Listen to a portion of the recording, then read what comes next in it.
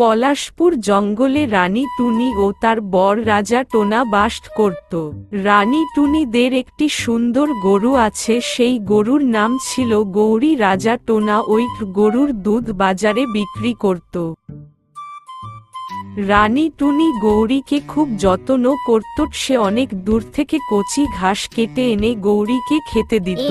গৌরী, এই কচি ঘাসগুলো খেয়ে নে, তারপর আমি তোর দুধ নিয়ে গেলে রাজা টোনা ওই দুধ বাজারে বিক্রি করতে যাবে। ওই নাও টোনা দুধ, তুমি গিয়ে বাজারে বিক্রি করে আসো। এরপর টোনা বাজারে দুধ বিক্রি করতে যায়। টোনার দুধ ঘন ও ভালো হওয়ায় টোনার সব দুধ বিক্রি হয়ে যেত।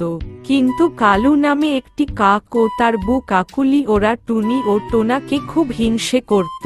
কাকুলি, ওই টোনার সব দুধ রোজ বিক্রি হয়ে যায় কেন বলো তো? আরো অনেকেই তো দুধ বিক্রি করে, তাদের তো হয় না। আরে কালু, ওই যে টুনির গরুটা আছে, টুনি তাকে খুব যত্ন করে, সে ও খুব সুন্দর দুধ দেয়, তাই টোনার সব দুধ বিক্রি হয়ে যায়। তাহলে কি করে টোনার ব্যবসা বন্ধ করা যায় বলো তো? ওই গরু না থাকলে ওদের ব্যবসা বন্ধ হয়ে যাবে। এরপর একদিন টুনি তার গরুকে ঘাস দিতে গিয়ে দেখলো তাদের গরু মাটিতে পড়ে আছে। আরে টোনা, একটু এখানে আসো, দেখো না গৌরীর কি হয়েছে।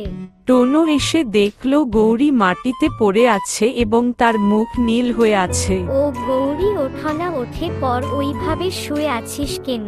ও টুনি, তুমি অত কেঁদো না, চুপ করো। গৌরী যে আর উঠবে না। গৌরীকে কেউ মনে হয় বাজে কিছু খাইয়ে দিয়েছেন। গৌরী যে মারা গেছে, তবে তুমি দেখে নিও যে এই কাজ করেছে তার কোনোদিন ভালো হবে না। এরপর টোনা ও টুনি মিলে গৌরীকে মাটিতে পুঁতে দেয়। এরপর দিন সকালে টুনি সেখানে গিয়ে দেখে সেখানে একটি বড় গাছ হয়েছে এবং তাতে অনেক ফল হয়েছে।